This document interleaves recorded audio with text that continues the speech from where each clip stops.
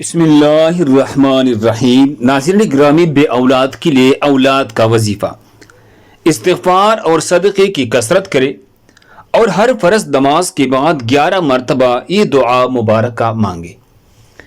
رب لا تذرنی فردا وانت خیر الوارثین، اے میرے رب مجھے اکیلا نہ چھوڑ اور تو سب سے بہتر وارث ہے۔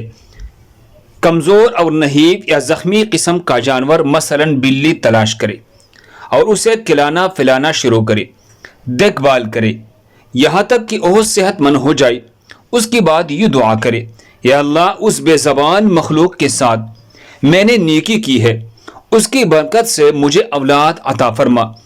انشاءاللہ اللہ کے فضل و کرم سے اللہ تعالیٰ اولاد سے نوازیں گے۔ اللہ ہم سب کو اس پر عمل کرنے کی توفیق عطا فرمائے۔ دوسرے مسلمانوں کے فائدے کے لیے آگے ضرور شیئر کریں۔ جزاکم اللہ خیر۔